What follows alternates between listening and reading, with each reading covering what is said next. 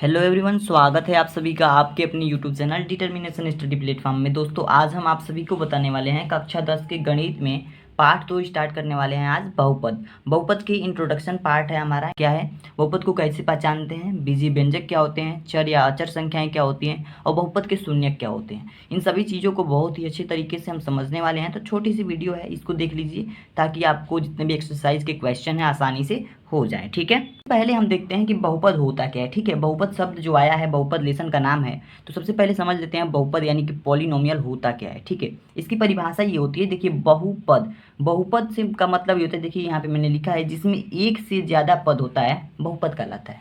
ठीक है, जैसे कि बहुपद नाम से ही स्पष्ट आ रहा है, बहु बहु मतलब बहुत और पद मतलब पद। ठीक है, बहुत पद वाले को बहुपद कहते हैं।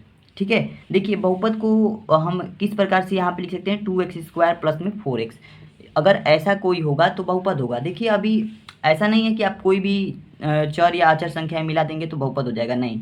उसके लिए कुछ कंडीशंस होते हैं जो हम आगे पढ़ने वाले हैं कि बहुपद को कैसे पहचानेंगे। ठीक है, और टिप्स मैं बताने वाला हूँ कि आप किसी भी बहुपद को कैसे पहचान सकते हैं। तो जैसे मैंने एक उदाहरण ले रखा है यहाँ पे, 2x² प्लस में 4x। यहाँ पे देख सकते हैं 2x², यह एक पद है और यह एक पद है, एक से ज़्यादा पद है ना, तो उसे हम बहुपद कहेंगे। इतना आप यहाँ तक समझिए। ठीक है, अब देखिए बहुपद को समझने के लिए हमें दो चीज़ें समझनी होती हैं। दो चीज़ें हमारी क्या हैं, एक तो चर और एक अचर। देखिए चर और अचर क्या होता है, अगर हम इस बहुपद का निर्माण किए हैं, यहाँ पे एग्जाम्पल जो दिए हैं इसमें दो संख्याएं हैं, एक तो ये चर संख्याएं और एक अचर संख्याएं।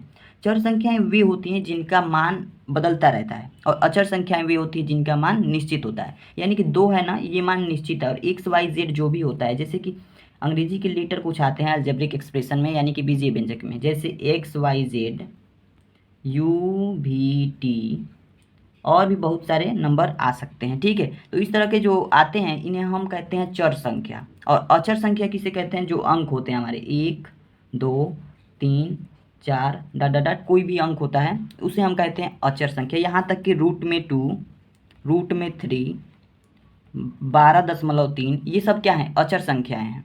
और चर संख्याएं क्या होती है, एक्स वाई जेड, यानी कि चर संख्याओं का मतलब ये है कि इनका मान अलग अलग रखने पर इनका मान, यानी कि मान बदलता रहता है। ये समझिए कि चर संख्याओं का मान बदल सकता है लेकिन अचर संख्याएं निश्चित होती हैं। ठीक है, तो चर और अचर भी अच्छे समझ में आ गया होगा। चर और अचर के मिलान से ये जब मिलते हैं तभी बहुपद का निर्माण होता है, ध्यान रखिएगा। ठीक है, अब चलिए हम बात करते हैं बीजीय व्यंजक की। ठीक है, अब देखिए हम बात करने वाले हैं बीजीय व्यंजक के बारे में, जिसको अंग्रेजी में अलजेब्रिक एक्सप्रेशन भी कहते हैं। तो इसके डिफिनीशन के बारे में अगर बात करें तो देखिए यहाँ पे कुछ निश्चित चर तथा अचर राशियों के योग, योग मतलब जोड़, अंतर, अंतर मतलब घटाना, गुणन, गुणा, भाग इत्यादि के संयोग से बने पदों को बीजीय व्यंजक कहते हैं। ठीक है, ये ध्यान रखिए कि कोई भी चर या अचर राशियाँ, चर और अचर राशियाँ हम पहले भी बता दिए हैं, अभी 2 मिनट पहले बताए हैं। और देखिए और चर और अचर राशियों के अंतर, गुणन, भाग से जो बना होता है पद, उसे हम बीजीय व्यंजक कहते हैं।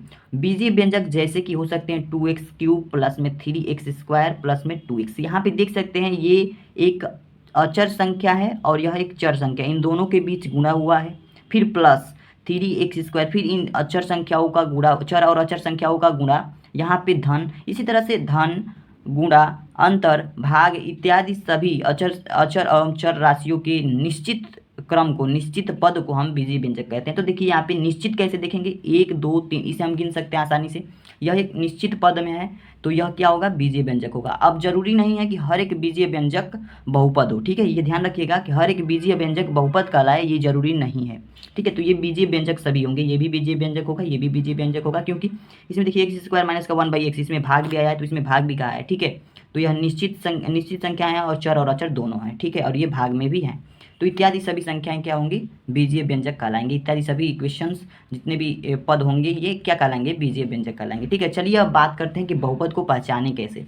ठीक है, बहुपद को कैसे पहचाने, इसके बारे में हम बात करते हैं और एग्जाम्पल के तौर पे आपको समझाने का भी प्रयास करते हैं। देखिए स्टेप 1 में आपको क्या याद रखना है, हमेशा याद रखना है कि चर राशि की घात एक धनात्मक पूर्णांक होनी चाहिए। कोई भी चर, यानी कि हमने बात किया कि बीजीय व्यंजक में चर या अचर संख्याओं का योग, गुणनफल और अंतर यदि इत्यादि सारी चीज़ें होती हैं। ठीक है, बीजीय व्यंजक में, और जिस बीजीय व्यंजक में चर की घात धनात्मक होता है, ठीक है, चर की घात धनात्मक होता है, उसे हम बहुपद कह सकते हैं। पहला स्टेप है। दूसरा स्टेप में पदों की संख्या निश्चित होनी चाहिए, ठीक है, 2 स्टेप हो गया। तीसरा स्टेप क्या कहता है, देखिए पदों की संख्या निश्चित यानी कि जिसे आसानी से गिनी जा सके, ऐसा ना हो कि अनिश्चित हो, अनंत तक हो, ठीक है, ऐसा नहीं होना चाहिए, यानी निश्चित होनी चाहिए। तीसरा स्टेप है हमारा, प्रत्येक पद में चर राशि का गुणांक एक वास्तविक संख्या होनी चाहिए। क्या है, प्रत्येक पद में चर राशि का गुणांक एक वास्तविक संख्या ही होनी चाहिए, यानी चर के साथ एक अचर संख्या ही होनी चाहिए, दूसरी संख्या नहीं होनी। वास्तविक संख्या का मतलब है कि √2 पूरे नेचुरल नंबर, पूरे होल नंबर, पूरे रेशनल नंबर, सभी संख्याओं को हम क्या कहते हैं, वास्तविक संख्या कहते हैं, सभी संख्याओं के समूह को। तो एक वास्तविक संख्या ही होनी चाहिए चर राशि का गुणांक, ये ध्यान रखिएगा। अब देखिए इस चीज़ों को हम एग्जाम्पल के तौर पे आपको समझाते हैं। अभी तक तो चीज़ें हो सकता है कि आपको ना समझ में आई हो, लेकिन इस समय समझ में आ जाएंगी। देखिए पहला स्टेप है हमारा, चर राशि की घात धनात्मक पूर्णांक होनी चाहिए। तो एक एग्जाम्पल यहाँ पे लिखे हैं, 4x² प्लस में 2x प्लस में 7। यहाँ पे देख सकते हैं इसका जो घात है, यह अचर संख्या है 4 और x चर संख्या है। तो चर राशि जो है इसका घात 2 है। 2 क्या है, प्लस में 2 है, -2 तो है नहीं। अगर -2 रहता तो ये बहुपद नहीं होता। तो यह एक धनात्मक पूर्णांक है, इसलिए यह क्या होगा, बहुपद होगा। इसका दूसरा स्टेप है, पदों की संख्या निश्चित होनी चाहिए। तो 1 2 3 इन 3 पद हैं, त्रिपदीय व्यंजक है, तो इसमें पदों की संख्या भी निश्चित है, इसलिए क्या होगा, यह बहुपद होगा। अब तीसरा स्टेप, प्रत्येक पद में चर राशि का गुणांक एक वास्तविक संख्या होनी चाहिए। ये तीनों चीज़ें अप्लाई कर रहे हैं तभी हम इसको बहुपद कह सकते हैं, ठीक है। तो देखिए प्रत्येक चर राशि में, तो प्रत्येक चर राशि यह है x और यहाँ पे तो कोई चर राशि है नहीं, तो इसके आगे गुणांक किसका होना चाहिए, एक वास्तविक संख्या का। तो 4 वास्तविक संख्या है, यहाँ पे 2 का गुणांक, x का गुणांक यानी चर का गुणांक 2 है, तो यह भी एक वास्तविक संख्या है, यानी कि इस तीनों कंडीशन को फॉलो कर रहा है, यह क्या होगा, यह एक बहुपद होगा। दूसरा देखिए 3x³ प्लस में 2x² प्लस में 7x, इसमें देख सकते हैं कि सबसे पहला तो हमें ये स्टेप नंबर 1 फॉलो करना है, चर राशि की घात एक धनात्मक पूर्णांक होनी। ये 3 चीज़ें अपने माइंड में बैठा लेंगे तो आप किसी भी बहुपद को पहचानना जान जाएंगे। इसके घात में कोई भी -3 है, -2 है, नहीं है, तो इसलिए यह क्या होगा, बहुपद होगा। दूसरा चीज़ हमें देखना है कि पदों की संख्या निश्चित है कि नहीं। तो 1 2 3 यह पदों की संख्या क्या है, निश्चित है यहाँ पे, ठीक है। या आप चाहें तो यहाँ पे प्लस में ये 1 भी हो सकता था, एक पद और बढ़ सकता था, लेकिन उससे ज़्यादा पद नहीं बढ़ सकता है, इसलिए क्या होगा, यह एक बहुपद होगा। और तीसरा स्टेप हमें देखना है, प्रत्येक पद में चर राशि का गुणांक वास्तविक संख्या होनी चाहिए। तो वास्तविक संख्या देख लीजिए, तो इसके भी गुणांक में वास्तविक संख्या, इसके भी गुणांक में वास्तविक संख्या, और इस चर राशि के गुणांक में भी वास्तविक संख्या है, तो यह क्या होगा, एक बहुपद होगा। ध्यान दीजिएगा, यह बहुपद होगा। अब देखिए तीसरा नंबर हमारा स्टेप है, बहुत इंपॉर्टेंट है, देखते रहिए। x² माइनस का 1/x, ठीक है। अब x² माइनस का 1/x है, तो इसको हमें लिखना होगा, अगर x को ऊपर करना होगा तो x² करेंगे माइनस का 1, और x को ऊपर करेंगे तो x के घात में -1 हो जाएगा। अगर x ऊपर जाएगा 1 में गुणा होगा, यानी नीचे से ऊपर जाएगा, तो x के घात में -1 हो जाएगा, यानी कि इसके घात में क्या है, -1 है। तो किसी भी चर राशि की घात में ऋणात्मक नहीं होना चाहिए, बल्कि धनात्मक होना चाहिए। तो पहला स्टेप ही फॉलो नहीं कर पा रहा है, इसलिए यह क्या होगा, बहुपद नहीं होगा, ठीक है। ध्यान दीजिएगा, यह बहुपद नहीं होगा। किसी भी, अब एक ट्रिक समझ लीजिए कि किसी भी कोई भी पद हो, उसके नीचे अगर x से भागा दिया गया हो, ठीक है, किसी x से या किसी चर राशि से भाग दिया गया हो, तो वह जो पद होता है बहुपद नहीं होता है, ठीक है। ध्यान दीजिएगा, वह पद बहुपद नहीं होता है। अगर नीचे कोई अचर संख्या हो तो वह बहुपद हो सकता है, लेकिन अगर चर संख्या हो तो बहुपद नहीं हो सकता है, ध्यान रखिएगा। चौथा है हमारा, रूट में 3x² प्लस में 7x माइनस का 1/x²। तो हमने कहा कि नीचे अगर x² हो तो कभी भी बहुपद नहीं हो सकता है। क्यों? क्योंकि अगर x² को ऊपर ले जाएंगे तो x के पावर -2 हो जाएगा। यहाँ पे x के पावर 2 है, तो ऊपर ले जाएंगे तो x के पावर -2 हो जाएगा, इसलिए यह क्या होगा, बहुपद नहीं होगा। तो ऐसी संख्याओं को आप ध्यान दीजिएगा, ऐसे पदों को आप बहुपद नहीं कह सकते हैं, ठीक है। तो आशा करता हूँ आपको बहुपद, बीजीय व्यंजक बहुपद को कैसे पहचानें, स्टेप वाइज आपको अच्छे से समझ में आ गया होगा, ठीक है। चलिए अब कुछ इंपॉर्टेंट टॉपिक के बारे में बात करते हैं, जैसे कि बहुपद के प्रकार, ठीक है। अब देखिए अगला स्टेप देखते हैं हमारा, बहुपद के प्रकार, ठीक है, टाइप्स ऑफ पॉलिनोमियल। तो बहुपद के प्रकार की अगर हम बात करें तो देखिए बहुपद के प्रकार में आप अभी तक समझ गए होंगे, व्यंजकों के प्रकार आप तो समझ गए होंगे बहुपदों में, कि जैसे एक पदीय बहुपद जो होता है उसमें एक पद ही होता है, और एक पद, 2 पद, 3 पद, निश्चित पद और अनिश्चित पद आपको अच्छे से समझ में आ रहा होगा, ठीक है। तो एक पदीय बहुपद भी होता है, द्विपदीय बहुपद, त्रिपदीय बहुपद। इस प्रकार का बहुपद आप लोगों ने पिछली कक्षाओं में भी पढ़ चुका है और आसानी से उसे समझ सकते हैं। इसमें हम बात करने वाले हैं, इस चैप्टर को पढ़ने के लिए हमें रैखिक बहुपद, द्विघात बहुपद, त्रिघात बहुपद को पढ़ना जरूरी है। तो ये ही हम इन प्रकार बताने वाले हैं कि बहुपद के रैखिक बहुपद पहला प्रकार, दूसरा प्रकार द्विघात बहुपद, तीसरा प्रकार त्रिघात बहुपद। इसके बारे में हम समझते हैं, जानते हैं कि कैसे क्या होता है ये। उसके बाद से एक बहुपद होता है शून्य बहुपद, इसके बारे में भी अभी डिस्कशन करेंगे, ठीक है। तो देखिए पहला होता है रैखिक बहुपद। रैखिक बहुपद को समझने के लिए हम क्या करते हैं, देखिए जिसमें चर की घात एक हो, ऐसे पद जिन पदों में, ऐसे बीजीय व्यंजक जिन बीजीय व्यंजक में चर की घात एक हो, जैसे जैसे देखिए 2x प्लस का 1, ये हमने लिख दिया। इसमें देख सकते हैं x के यानी चर संख्या इसमें x ही है और x की घात कुछ नहीं है तो एक है, ठीक है, कुछ नहीं है तो एक है। तो जिस चर की घात में अगर एक होगा वह क्या होगा, रैखिक बहुपद होगा। जैसे और भी लिख सकते हैं रूट में 4x प्लस में 7, इसमें चर की घात क्या है, एक है, इसलिए यह क्या होगा, रैखिक बहुपद, ठीक है। तो आसानी से आप इसे समझ सकते हैं। दूसरा देख सकते हैं द्विघात बहुपद।